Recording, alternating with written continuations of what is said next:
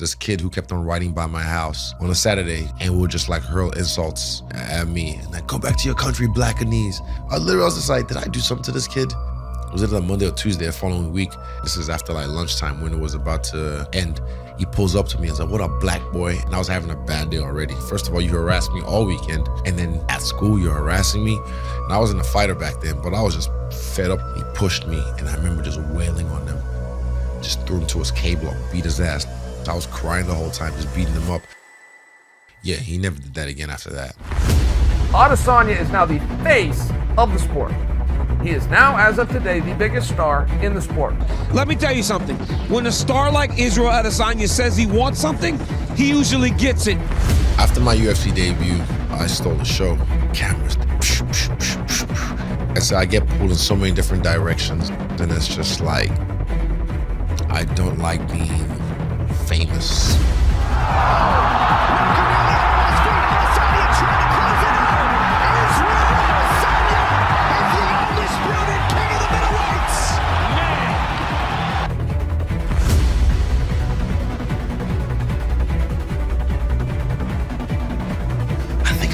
I don't know if it's my ego or I'm selfish or what it is, but I know when it's all said and done, when I'm dead, my name will be remembered in history.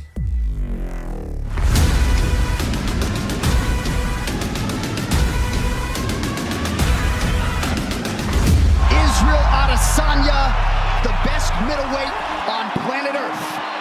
Incredible. Widely regarded as one of the best strikers in mixed martial arts. In my opinion, probably the very best in the sport at setting traps. He's so clever. He'll like gauge you, see what you're doing, then he'll switch stances. He was so high level as a kickboxer. He's so clever. Israel Adesanya has accomplished worldly achievements within his UFC career. Quote from Ali makes sense to me now. Like, I'm the greatest. I said it before I knew I was. Born on July 22nd, 1989 in Lagos, Nigeria, he was the son of Oluwafemi Adesanya, an accountant. I get well looked after, like financially, because I have one of the smartest men I know with money behind me, and that's my father. He is helping me learn how to flip my money the right way. And Taiwo Adesanya, a nurse. He's also the eldest of 5 children. Yeah, I had a good growing up. Lovely family, lovely parents, you know. Israel attended Christian school in Nigeria for his primary education. He enrolled in its Taekwondo after-school club. I started in Taekwondo when I was a kid, just because after-school programs and it was fun. Until his mother removed him for being too rowdy and getting an injury. Then my mom kind of pulled me out because I was just wrecking shop around the house, kicking everything. Broke my arm doing backflips off the couch. Oh, and Jesus. She was just like, nah, no more. That brought me back to when it started, that we didn't even know about it, and we said, oh, no, it's too dangerous, you can't do that. Israel's parents are massive UFC fans now, but back then, his future could have taken a very different turn. As African parents, we are professionals. We wouldn't ordinarily accept that our child should be a fighter. We feel blessed to have him as a child. What is it about Nigerians? There's a work ethic, but there's also a cleverness to Nigerians. I've said it before, I'm the runt of my people. Brain-wise, body-wise. There's something about the genetics of our people. It's a warrior race. My people are different, man, honestly, and I'm like, you've seen it. I'm telling you, once the Africans, once they start stepping in, they're gonna run the game for a long time. For a long time. After his primary school education, Israel enrolled at the Bells Secondary School. Unfortunately, this didn't last very long, as at age 10, his family relocated to Ghana for 10 months. What was the reason why your parents decided to take you out of Nigeria and move you to another country? I think it was initially better recognized tertiary education. Constantly being the new kid was tough for Israel, as it would be any kid. I had toys and stuff as a kid. There was a certain age my dad was kind of like, right, you know, academics is #1 now. Fuck all this play shit, all this toy shit. So my dad didn't believe in toys, he believed in books. Perhaps this constant sense of unfamiliarity is what made him strive under pressure in his early MMA days. Pressure makes diamonds, and I'm used to that. You see me, I'm shining right now. As time went on, his parents weren't comfortable with the level of education. They moved to New Zealand and settled in Rotorua in 1999. Do you like New Zealand? Do you I enjoy love New living Zealand, there? man. Like, there was a time I was driving down from Auckland to Wanganui, rapping, singing, just having fun. And I was just looking at the landscape. And that was the moment I decided that this is where I'm gonna stay. This is the country I'm gonna live in. Because my gym's over there, my team's over there, Eugene's over there, my family. I've made friends there. I've grown up there. It's my other country, you know. So I love it over there. I love the vibe as well. Kiwis, we love a good one out, you know what I mean? We love a good fight. This is part of the culture. If a fight broke out right now, what would you all do? You would ignore me and watch the fight. It's in our DNA. Israel got bullied during his high school years, and he said it was weird being the only black kid around. Culture shock mostly was realizing that being black was a problem, you know, especially in a small town. I was like, what? Like, why? Like, you know, people would just try and be mean to you for no reason. And I was like, because it happened in school back home as well, but it wasn't because of my skin color. I had to defend myself a lot. I'm cheeky, I'm annoying. So I'd always get myself into trouble. And eventually, I had to learn how to defend myself. That's when my search for fighting came through.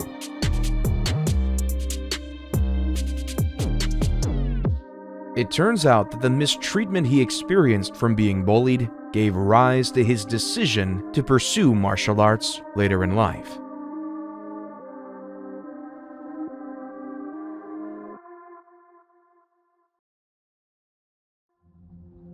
Israel wasn't really into sports in high school.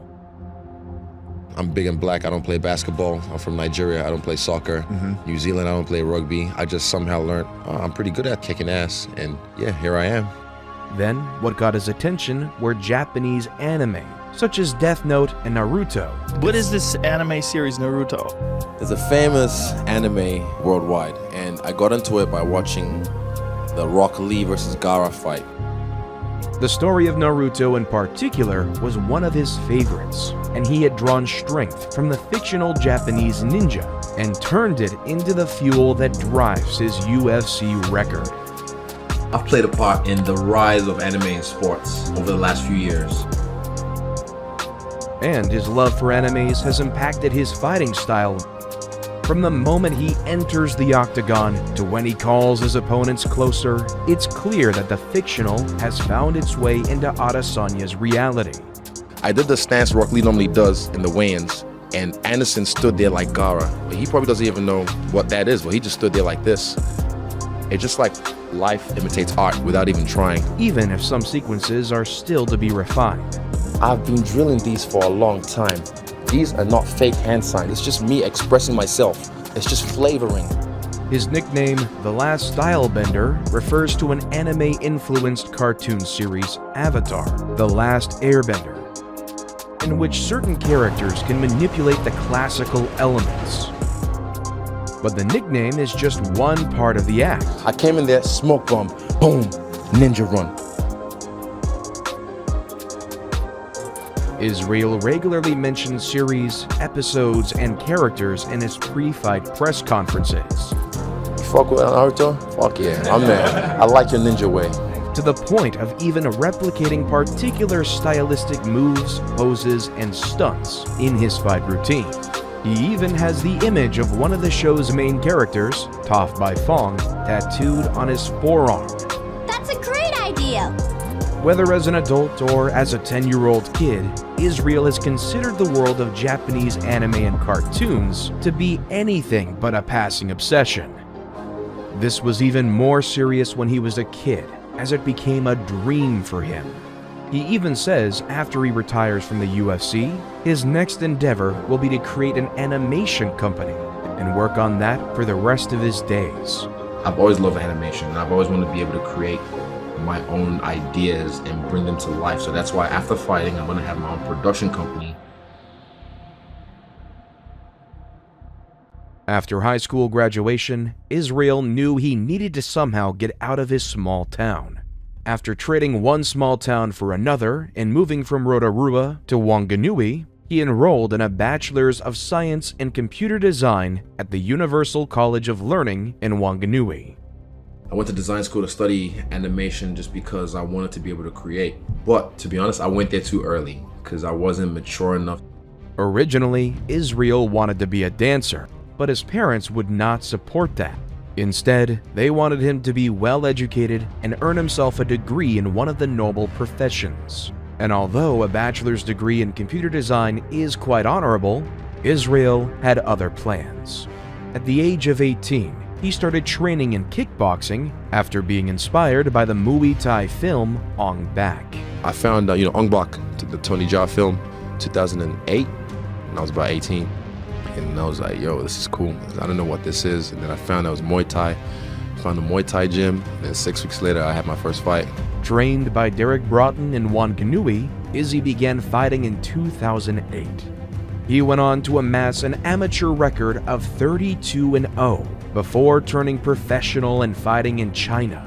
In 2010, at age 21, he moved to Auckland, where he began a professional kickboxing career under Eugene Behrman at City Kickboxing, with UFC fighters Dan Hooker, Kai Kara-France, and current UFC featherweight champion Alexander Volkanovski. Israel's professional success wasn't overnight, however. Izzy even admitted his coach Eugene Behrman from City Kickboxing tried to convince him to try out other gyms.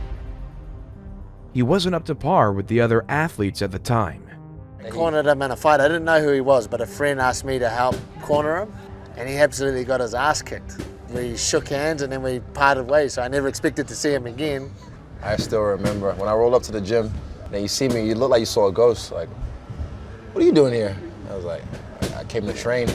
So when he walked in, I was really surprised. When he said he wanted to train, my last memory of him was him getting his ass kicked, so. Yeah, I got my ass kicked. All right, next question, whatever. In May 2010, Israel won the first fight of his 7-fight winning streak, defeating Tim Antonio by unanimous decision. After that, he won his next 6 fights, fighting almost exclusively with Wu Lin Feng, a martial arts competition televised by Henan Television in China. His winning streak earned him a place in the 2014 Kunlun Fight 80-kilogram tournament, a tournament for a kickboxing promotion headquartered in Beijing, China, and it was held during Kunlun Fight 2 on February 16, 2014. He would go on to lose the semi-final bout against Simon Marcus by an extra round split decision. Afterward, Israel made his Glory debut at Glory 15, held in Istanbul. For those who don't know about Glory, it's an international kickboxing promotion based in Singapore.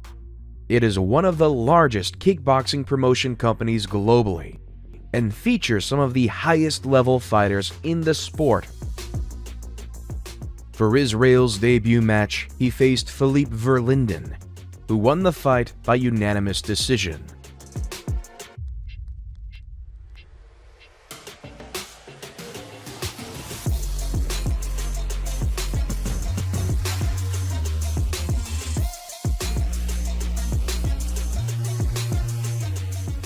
They fought a rematch at Glory of Heroes 3 months after their first fight, with Israel making a deciding comeback and winning with a unanimous decision.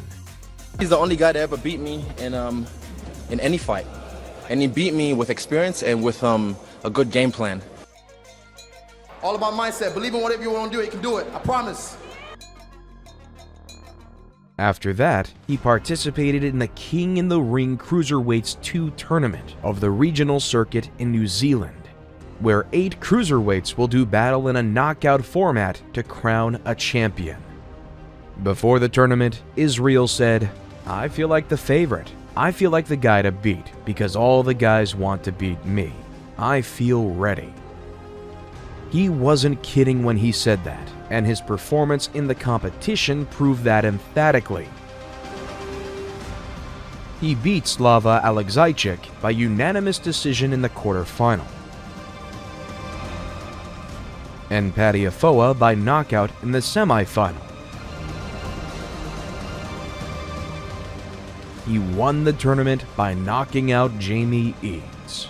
This would bring his career to new heights he could only dream of. 6 months later, he was able to take part in the 2015 Cruiserweights 3 tournament. He scored technical knockouts of extreme Muay Thai trained fighter Kim Loudon in the quarterfinal, and Australian-based English fighter Mark Timms in the semi-final bout, before winning the tournament for the second time with a first-round knockout of Paddy Afoa again. Paddy Afoa got knocked out twice by Israel Adesanya, and the second time happened only 63 seconds into the bout. The only questions left regarding young Izzy after this performance was, how far can he really take this? Israel decided to move up in weight and participated in the 2015 The Heavyweights 3. Before facing Jamie Eads in the finals, he defeated Nasi Foai by TKO in the quarterfinal, and Dan Roberts by KO in the semifinal.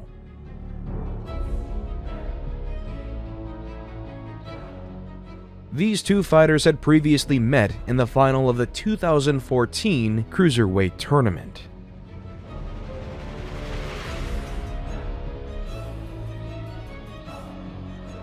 And as you would expect, Israel won this tournament final bout by unanimous decision. Israel won 5 of his next 6 fights, including victories over Yushri Belgarwi and Bogdan Stoica.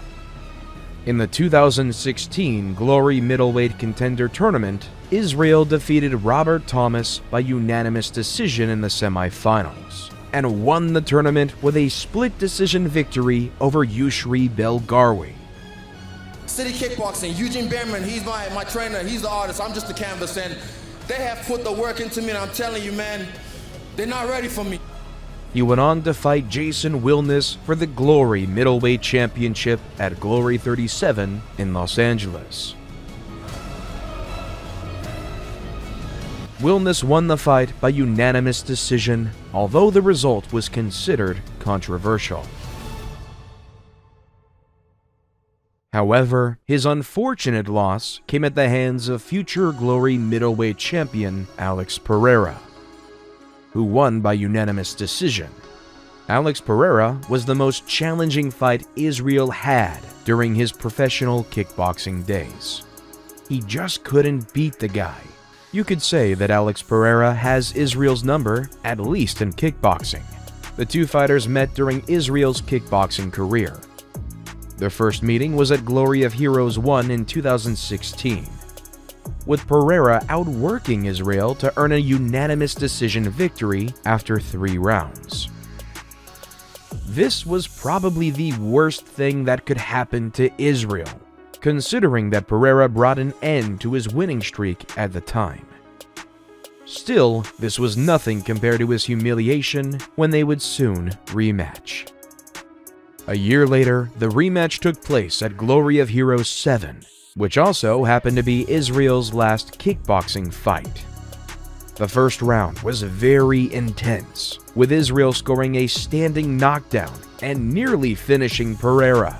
However, the Brazilian rallied in the second round. 40 seconds in, a cross, followed by his signature left hook, brought Israel down. And as he lay dazed, Pereira bent down to scream victoriously in his face. Fighters get knocked out all the time, but what made this all the more humiliating for Izzy is that he required oxygen as he struggled to regain consciousness instantly. Alex Pereira's claim to fame, great story behind him, which is just that he defeated Israel Adesanya in kickboxing. Knocked him out. And this is a real sore subject for Izzy, and I get it. What did you get hit with? I was southpaw, was a left hook from him. He was hurt. He was out on his feet already. So it's a good story for him, you know, like he knocked me out at the 3rd round after he got rocked in the 2nd round. This was a man who had 74 wins to his name and only lost 4 times by decision. Then all of a sudden, in what was supposed to be his redemption fight, boom, lights out. Pereira made him tip the line between life and death. After his last kickboxing match against Alex Pereira, Israel decided that it was time to move on to something different. This marked the beginning of his professional mixed martial arts career. He debuted in 2012 with a TKO win against James Griffiths. Then he scored another TKO win against John Vick before taking a 2-year hiatus from MMA. After his hiatus, he returned to MMA in August 2015 when he won a fight against Song Kanon by TKO. He went on to amass an 8-0 record, mainly fighting in Ocean and Chinese circuits. During this run, he won the AFC Middleweight Championship at Australia Fighting Championship 20 with a first-round TKO over Melvin Gillard, and the Hex Fight Series Middleweight Championship with a first-round KO of Stuart Dare. His flawless striking and slick movements landed him a deal with none other than Dana White. In December 2017, it was finally declared that Israel had signed a contract with the UFC. History was made. The world-class tactician would soon dominate the middleweight division. Israel debuted against Rob Wilkinson on February 11, 2018 at UFC 221. The fight was termed a New Zealand versus Australia middleweight battle. Well, I'm always fascinated by elite specialists that make their way into MMA. This match came when Israel was at the top of his game in his MMA career. Before this fight, he held a perfect 11-0 record in mixed martial arts. Compared to him, his opponent signed with the UFC after racking up an 11-0 record on the regional scene, going the distance only once as an MMA fighter. He didn't have an easy time with Rob Wilkinson's takedown attempts, all 16 of them. Nice job with the trip. Wilkinson figured to have a grappling advantage tonight. Yeah, he was really good with the takedowns, but then every time took me down, boop, go back up. Again, spring back up, and by the 3rd time, I started stuffing his takedowns, and then I could see like that look in his eyes, that panic. Oh, beautiful job with the roll. I want to know what it's like to fight someone, even without static, and still be able to just take them out with that killer instinct.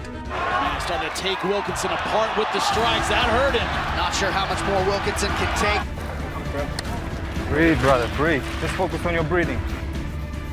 I slow cooked him in the 1st. I fried him in the 2nd. 5 minutes down, potentially 10 to go here. He got things done relatively quickly with his hands and knees, showing glimpses of his incredible striking pedigree. I just want to touch them enough times and I know they'll fall. Israel pulled off an amazing performance for his debut match, winning the fight via technical knockout in the 2nd round. Israel Adesanya, so according to him. This win earned him the Performance of the Night bonus. He managed to keep his MMA record unblemished in his UFC debut. Middleweights, I'm the new dog in the yard, and I just pissed all over this cage. After the fight, you kind of gave an action walking around like you're peeing. Like a dominant dog walks into a dog park, head high, tail high, and just kind of like pees all over the place just to mark his territory and let them know that's my spot. I smile at everyone because I'm a nice guy, but then they just take my smiles and my kindness for weakness. Don't ever mistake that. Don't ever play yourself or you get played.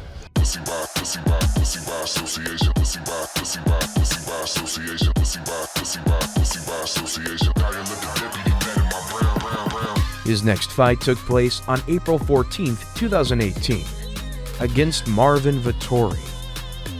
Marvin was very confident that he would win the fight and tweeted, There's an Australian bum loudmouth. He thinks he's battle-tested. I would love to give him his first loss. Put my problems in the paper, put my problems paper, dial up the deputy, mad at my brown problems in the paper, put my problems paper, dial up the deputy, mad at my brown problems in the paper, put my problems paper, dial up the deputy, mad at my brown problems in the paper, put my problems paper, dial up the deputy, mad at my brown problems in the paper, put my problems paper, dial up the deputy, mad at my brown problems in the paper, put my problems paper, dial up the deputy, mad at my brown. Israel couldn't find the finishing blow, with the two fighters ending the contest on their feet. 2 of the 3 judges awarded the fight to Israel, who took home the split decision win. Israel then faced Brad Tavares on July 6, 2018, at the Ultimate Fighter 27 finale. This is my first main event, my first fight in Vegas, so you know it's a lot of boxes to tick. Definitely still in the show. Brought my ski mask with me. They're like, man, did you see what Styles did this weekend? He's only here because of me. I might be in the blue corner, but I'm the A side of this. It's one of 2 things. Either 1, he's extremely delusional, or 2, he's just one of those guys that needs to like look at himself in the mirror and say, hey, you're the man. Am I lying? Be honest, am I lying? He has his kickboxing credentials. He's made a name for himself there. But as far as MMA goes, he's fought nobody. I'm still a rising star. Just me, Brad, and the referee. I'm gonna work him. Tomorrow, I get the strap. Israel landed some crazy strikes on Tavares from a close elbow that opened up Tavares' eyelid to a body kick that would have literally killed Donald Cerrone. There was some talk about Adesanya, this being a little bit too early for him to face a quality opponent like Tavares. It didn't seem that way in practice tonight. In between, he landed a ridiculous number of clean punches and kicks, all over Tavares' battered and bruised body. Israel Adesanya just came out here and blew him out of the water. His striking is a joy to watch. Yo, I'm coming for war. I can go 5 rounds, but I just want to touch him. You know, I don't have to get the finish. I was having fun. Somehow, the Hawaiian Terminator survived all 25 minutes and got $50,000 towards his rehab. Islanders, man, they're tough. Hard to drop, but yeah, I'm happy with it. On the other hand, Israel got an extra $50,000 for his violence dancing. My first main event, it's only my 3rd fight. I'm just getting warmed up. 3 fights, 6 months. I put my foot on the gas, and I've just been working. We're ready to face the top 5, the top 10 straight away. I want to fight the guys that are ranked above me. I just want to fight the best. Next on his list of opponents was Derek Brunson, who he faced on November 3rd, 2018 at UFC 230. I'm about to get paid, bitch. 50 G's for the knockout win. Face down, ass up. I would own him without his consent, as a man. You describe what's going on between you and Israel. It does not seem like you two are the best of friends. It's all a show, it's all an act. He's trying to do the, Conor hype thing. Derek Brunson, number 6 in the world, taking on the 9th-ranked Israel Adesanya. Israel, you're skinny, bro. Bring that chin on the platter and I'll clean it off as well. The fight represented another big step up in the middleweight division for Israel, as he displayed suitable takedown defense. Physically, Adesanya is not the most imposing guy in the world. He wins by technique and style. Derek Brunson is so strong. Brunson unofficially 0 for 4 on his takedown attempts thus far. Just relax, breathe. Just a lot of guys don't know how to control their chakra, their butterflies. So you just gotta breathe, relax, and experience. Grabbed his shorts twice. Look at this. Look at that. My man trying to tear off my pints. You want to tear off my pints? Huh? This guy. And look at his face. Oh, what did I do, Ref? Look at his face. So Adesanya flips Brunson the bird after Brunson. If you, on your first exchange, first thing he does is grab my shorts blatantly. Look at this lying ass. Why the fuck you lying? And I kind of side looked or felt like, did Herb see that? He didn't see that. All right. And the second time was so blatant. I was like, what the fuck, dude? Come on. If he's doing that so early on, you know he wasn't ready. You know he wasn't prepared. Caught you in 4K, bitch. If you could send Israel one message, what would it be? I hope the hype was fun, because now the hype is over. unleashing his incredible striking against an outmatched Derek Brunson. Here comes the big shot. Boom, and that's what we called earlier. We were saying if he keeps reaching in like that, a knee is coming. Most times I'm always up here, so I've had to practice just bringing my energy down. That's what we're talking about, ladies and gentlemen. That's technique. Oh! That's the last Stylebender, folks. The barrage left Brunson stumbling, and the fight was called off in the first round.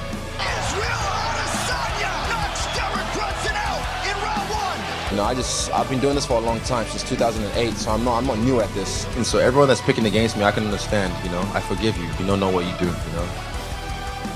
This was like a walk in the park. No, this was a walk in the garden. Madison, baby. With Adesanya picking up his 4th UFC win of 2018 and 3rd Performance of the Night award. This is 4 fights in the UFC in under 11 or 10 months. 4 fights in 2018, 4 wins. I'm the only one, so yeah, achievement unlocked. I keep saying, man, I don't throw in hope. I aim and fire, down the barrel. The itsy bitsy spider went up the water spout. Down came the rain and washed the spider out. When 2019 began, Israel was the number 6 ranked fighter in the official UFC middleweight rankings. And most people still considered him to be a work in progress. However, this didn't slow him down. I've always known who I am, but like when you have the world trying to shit on you and tell you to be like them, I'm like, why? Look, I am unlike anyone I've ever met. I don't know if that's my ego talking or whatever, but I've never met anyone like me. As he faced former UFC middleweight champion Anderson Silva on February 10, 2019 in the main event of UFC 234. You're getting compared to Silva a lot. They've been doing that since my first fight. I was like, just give it time. Those comparisons will fade away. And they did, especially after I fought him. I'm a fan of this man, but just because I'm a fan doesn't mean you can't catch these hands and elbow and feet and knee. Israel! The last Stylebender! Adesanya! Israel lived a dream when he went blow for blow with the MMA legend. Adesanya touched over with the right hand. He's hurt. He's hurt. There. That hurt him. Showmanship out of Silva. Me and him are playing this game. So when I hit him, I didn't hit him clean. I'm not trying to hit him where he is. I'm trying to hit him where he's gonna be. But then he knows that as well. So he'd anticipate that and then pause. There's a time I kicked him in the face and I slowed it down on my Instagram. This is when I'm just like my toe. So it looked cool, but I was like, I didn't hit him clean. And I went, she's close, because I felt it. Yeah. I felt my toe nick, and he goes. I'd like to see Anderson get his hands up and get the pressure going.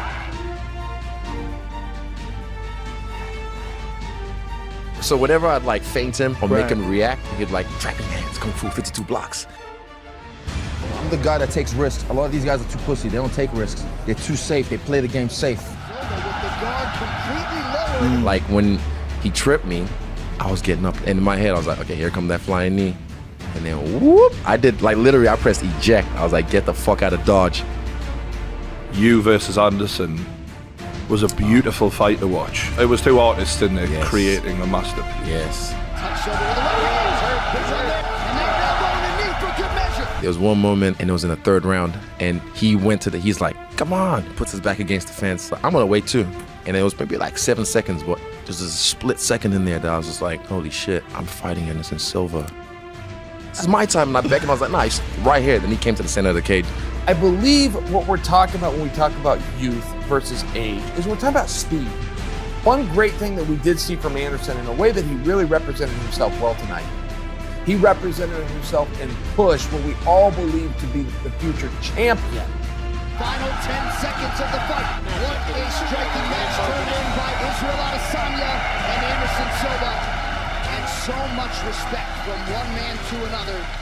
Then he got the end that he was hoping for with a unanimous decision victory, outpointing Silva on all 3 scorecards, keeping Israel's perfect MMA record intact. Anderson, thank you. Obrigado, my friend. You've been doing this for a long time, and I appreciate you. You know?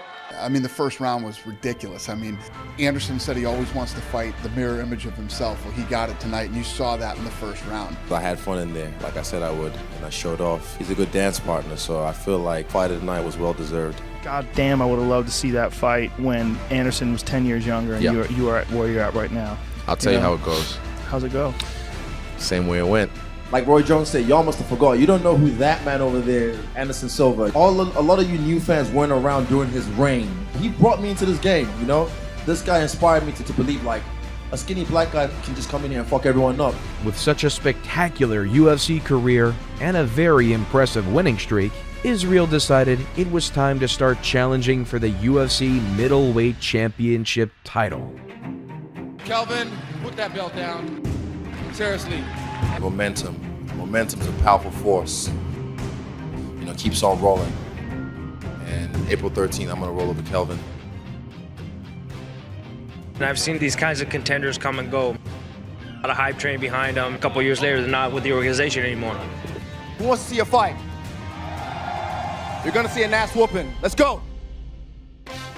He faced Kelvin Gastelum for the interim UFC Middleweight Championship on April 13, 2019, in the co-main event of UFC 236.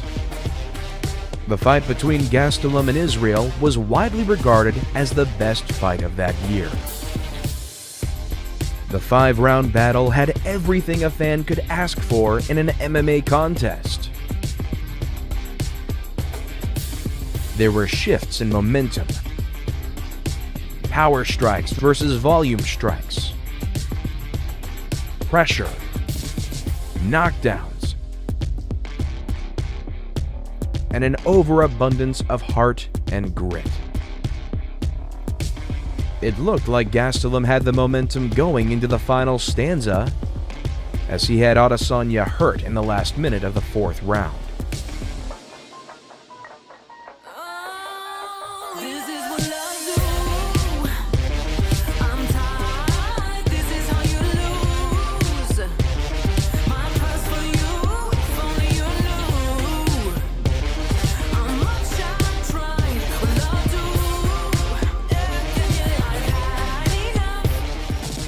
When Adesanya went back to his corner, the UFC commenters remarked on how badly he had been damaged. That is the most hurt we've ever seen Israel Adesanya for sure to fight. It was very close too. When the 5th round came along, all 3 judges had the fight scored at 38-38. When you entered the 5th round against Kelvin, you said, "I'm ready to die." I call it Este Diablo. He was looking at me, and I said, "You're not gonna beat me. I'm prepared to die." With that, the bout hinged on the final 5 minutes. Israel's effort in the final round earned him 10-8 scores from all 3 judges, and the interim title. Not only was the middleweight matchup the best fight on that April fight card, it earned the best battle of the first half of 2019 honors. If you saw that match, you can confirm that it indeed was a magnificent showdown. The fight between Gastelum and Israel was widely regarded as the best fight of that year, receiving nominations from many MMA news outlets. The 5-round contest shared Fight of the Night honors with the main event. Not only was the middleweight matchup the best fight on that April fight card, it earned the best battle of the first half of 2019 honors, and held on to that spot, finishing the year as the best UFC fight of 2019. He then faced Robert Whittaker in a title unification bout on October 6, 2019. Headlining UFC 243 for the UFC Middleweight Championship. You know, looking at the man right there to your left, is that the fight that you would like most? Because I imagine, especially down here, maybe a stadium. What stadium do you have? Rod Laver, Etihad, where? We can do it. Talk to this guy. Talk to the boss. Australia has built into an incredible market for us, you know, as far as fans and fighters. When we had a meeting, we talked face to face. I let him know this ain't my first rodeo. I've been doing this for a long time as well. Yeah, the cat's out the bag, so I'm about to be champion 2019. If Gastelum can do that much work, I can. You know, I like to think I've got a better skill set than Gastelum. I think I have a better skill set than Izzy. He's just the next biggest threat, the next opponent in my way, and come fight day, either may the best man win. He does not want to let everyone down. He's in his home country. He doesn't want to let everyone down.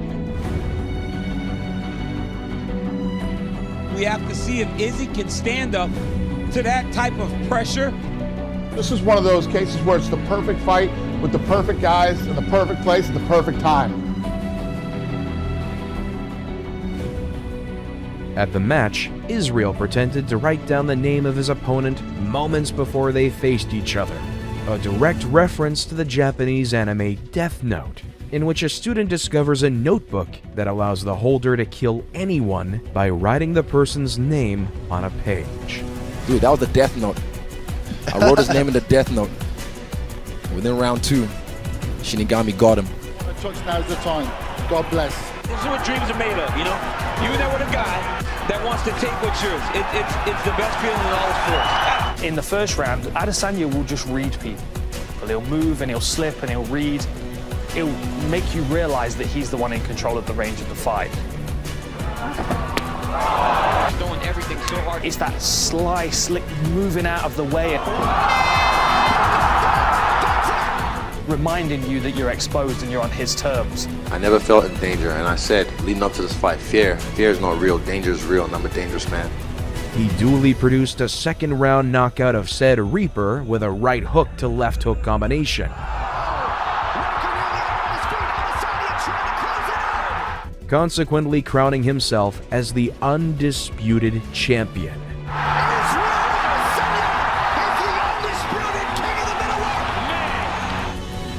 Congratulations on an epic night. What's going through your mind right now? I'm real petty, you know that, John. I remember everything like an elephant. Like I said, I was in the nosebleeds, and now I made his nose bleed. The performance against Robert Whittaker was out of this world. From the entrance to the fight to the exit, Israel just did everything right. With the UFC middleweight championship belt around his waist, Israel had reached peak level in his weight division. I think Israel Adesanya can fill stadiums anywhere in the world. There's no doubt that this guy's going to be a huge star. He's incredibly charismatic. He's got a fighting style that is really, really interesting. All that was left for him was to defend his title. Do you know who's next? I got this overly inflated balloon animal. He better not step in here, because this is my cage tonight. Just like that, all his years of practice and perfection from his amateur days had paid off, and he had proved to the world everything he already knew would happen. His first defense was against three-time UFC title challenger Yoel Romero on March 7th, 2020, UFC 248. I respect the fuck out of Adesanya because he asked for that beast. Him asking for Yoel, Yes. everybody in the game respects that. You want to fight that fucking monster? Even Darren Till said anybody but Yoel. Yoel Romero. Oh, fuck that guy. I don't want to ever fight him. He's a beast. Yeah. The challenger had a reputation as one of the toughest men in the UFC, period. If you look up freak in the dictionary, you see Yeah. a picture of Yoel Romero flying through the air, hitting Chris Weidman with a knee. Yeah. But he never really got a chance to show why.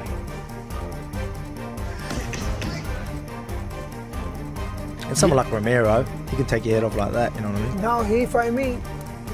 He need to prove he is the best. He wanted Romero on his resume. He got it. You wanted Romero for your next fight. This is my charity work for the year. He's coming off 3 out of 4 losses. The people, the casuals, they think this is the guy. They think this is the guy to beat me, so I'm like, all right.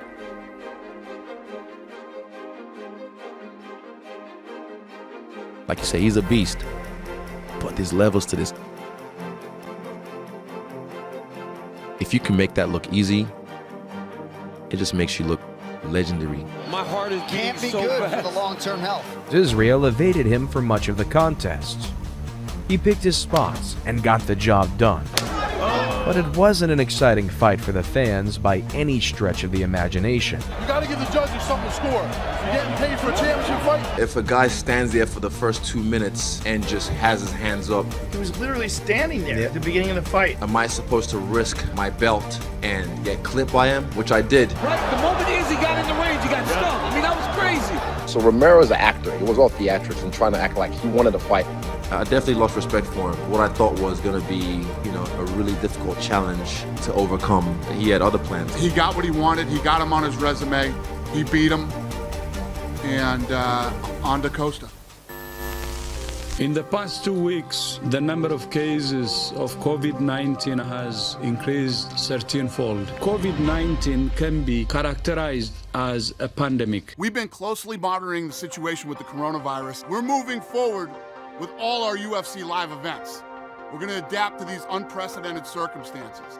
Fight Island finally official this week. It's 10 square miles where only we exist on the island. Every fighter has their own private training facility. It's going to be a very unique experience.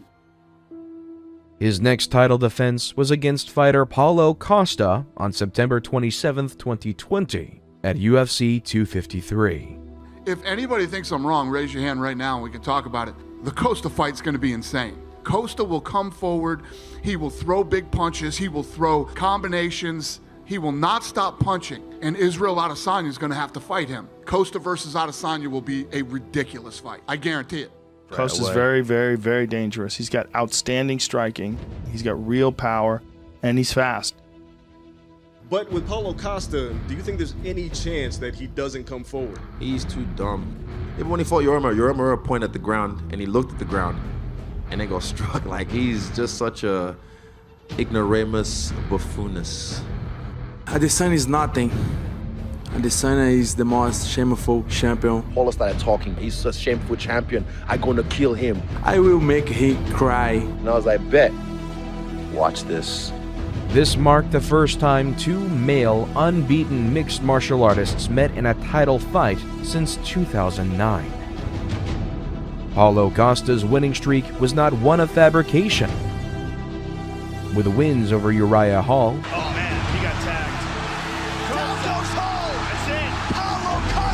and coming off an intense Yoel Romero win, Costa seemed the perfect contender. I have a gift for you. I'm gonna knock your ass out, bitch. His massive frame and power was thought to be a big part in this matchup. But as McGregor once said, precision beats power, and timing beats speed. only one of them managed to keep their winning streak alive. The consensus greatest two middleweights in the world at present, Paulo Costa and Israel Adesanya. Adesanya putting in good work on that lead leg of Costa. Some early leg attacks for Israel Adesanya. His poker face wasn't enough. Costa going hands behind his back. Yeah, this is not looking good for Paulo Costa. He's getting picked apart here in this fight. Oh! And it looked like that head kick opened up a cut in and around that right eyebrow of Costa. My skinny shins sliced him open like a katana blade. Israel retained his middleweight belt with an absolute master class against his Brazilian challenger, delivering a punishing TKO in the second round. Boom, there's that slide back left hand right off the temple, drops him, and Israel goes in for the kill. Costa trying to deliver.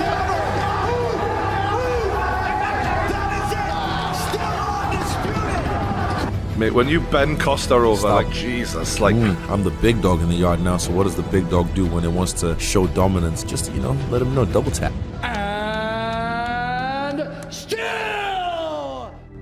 I told you, he's dumb. I'm smart. I understand this fucking game. This was my 100th win. Adesanya put on a clinic. Absolutely dismantled him and easily won the fight. That's all I care about, is fighting.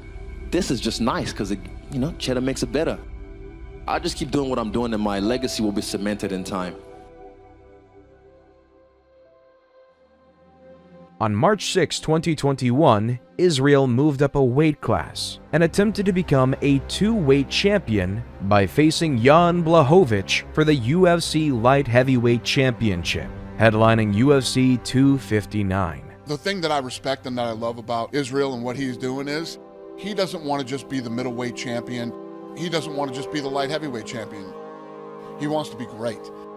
What I've always predicted to do in this game is change the game, change history. And I came in here just over 3 years ago, and look what I've done so far. And I got a long way to go. Though Israel was 5 pounds away from the light heavyweight limit, he still went ahead with the fight. Stylebender, he usually fights at 185. Yeah. He weighed in for this fight at, it was like 200.5. And the weight limit is 205. Blachowicz weighed 205, but not really. I would imagine Blachowicz is walking around at least 225. If Israel wins, you know, everybody's going to be talking about, oh my God, does he fight John Jones? And if Jan wins, everybody will know who he is and be talking about him on Sunday.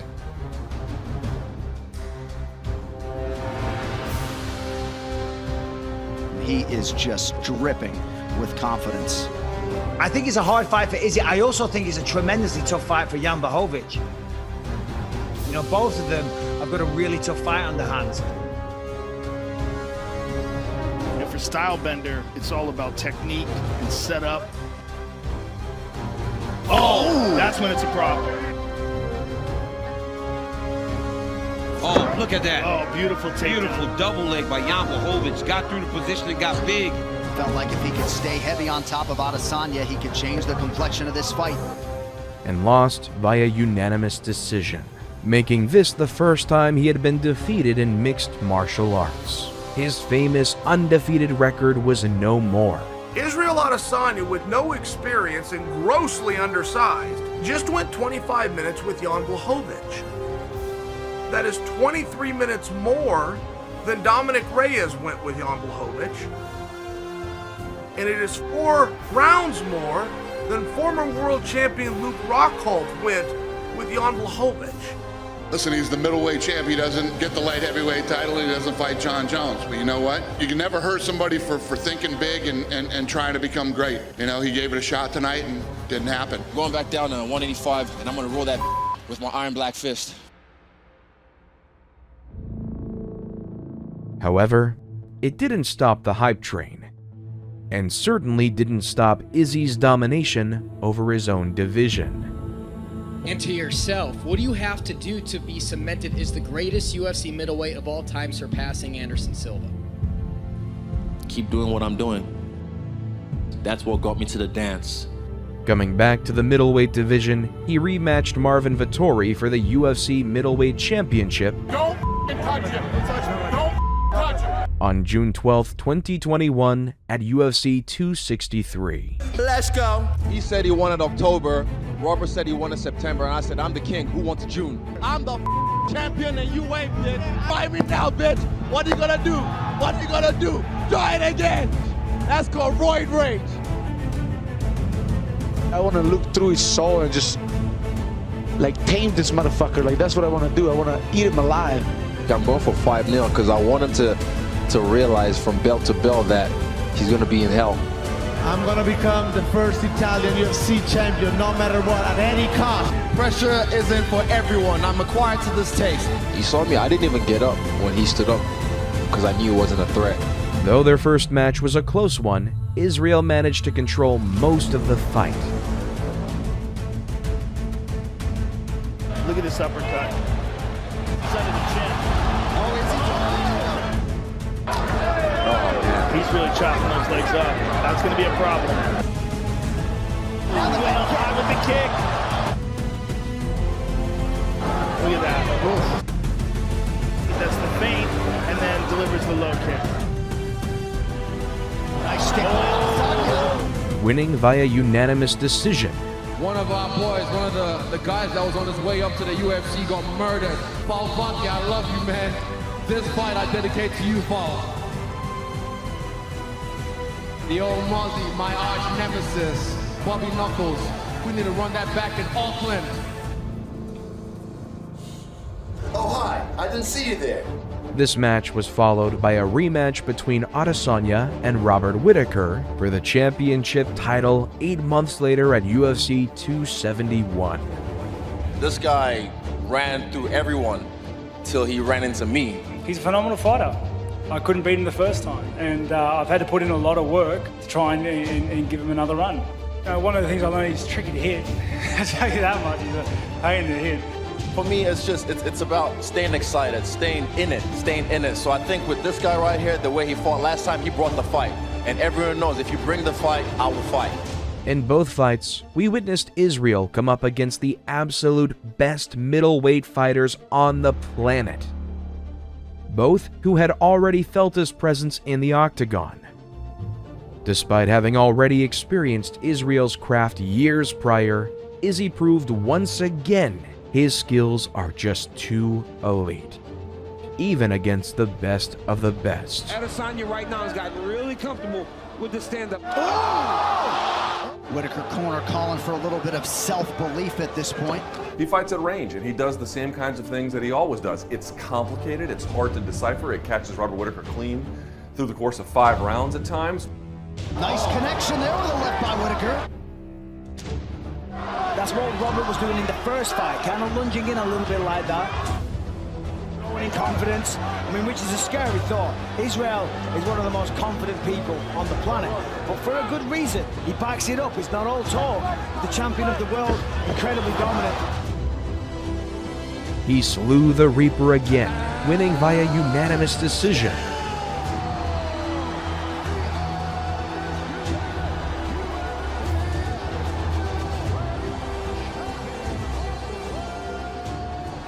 We're just two guys trying to be the best in the world, but tonight I'm the best in the world. I wasn't really looking past Robert. I took him very seriously. The division's filled with killers. It's filled with killers, but I'm looking forward to fresh meat.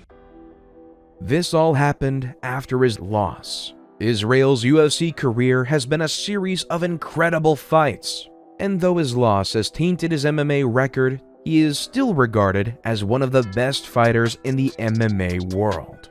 He's even ranked number 2 in the UFC men's pound-for-pound rankings as of February 14th, 2022, and has an MMA record of 22-1. Now, I know what you're thinking. We know how the story goes. Pure domination in his division until he's out of his prime. Then the losses come in, or retirement strikes. However, perhaps one of the most interesting arcs in his career is coming up.